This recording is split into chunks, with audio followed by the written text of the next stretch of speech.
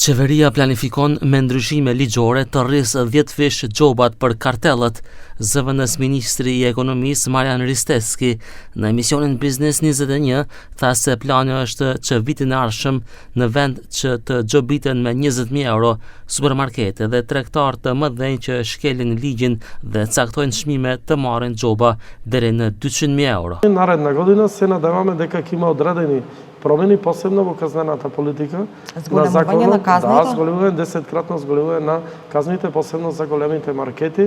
Место да имаме казна 20.000 евро, да се движи над 100.000 евро, да биде и 200.000 евро казна, меѓутоа сепак тоа треба повторно да разговараме сите и да го договориме на едно ниво кое ќе значи и заштита на стандардот на граѓаните од вакви изигрувања, картелски здружувања. Kjo vjen pas reagimeve të opinionit që gjobat e vendosura nga Komisioni për mbrojtjen e konkurrencës për kartelin e 4 supermarketeve ishin shumë të ulëta, edhe pse ligji parashikon gjoba deri në 10% të ardhurave vjetore, që të i kalon 100 miliona euro. Autoriteti antimonopol gjobiti secilin me 50.000 euro. Lidhja odave ekonomike u gjobit me 18.000 euro. 10 kompani sigurimesh u gjobitën me gjithsej 280.000 euro, sepse kishin rënë dakord për rritjen e çmimeve të polisave të sigurimit të automjeteve. Tani po heton edhe 40 autoshkolla për të cilat komisioni dyshon se kanë koordinuar çmimet e trajnimit. Risteski thot se janë marrë masa për stabilizimin e çmimeve dhe shpreson që inflacioni vitin e ardhshëm të jetë më i ulët se rreth 4% sa është këtë vit.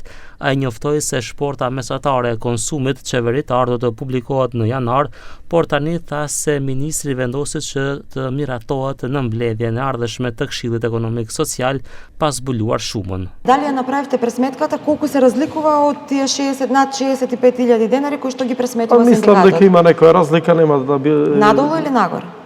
Па не би кажал сега, затоа што ќе изгуби атрактивност кога би ја промовирале. Исклучени од оваа просечна потрошувачка кошничка ќе бидат цигарите, акцизните стоки, алкохолот и цигарите и станарината, бидејќи сметаме дека во Македонија, каде што 90% од населението живее во собствен стан, нема потреба од пресметување за просечна потрошувачка кошничка и ќе биде пресметена на 4-члено семејство.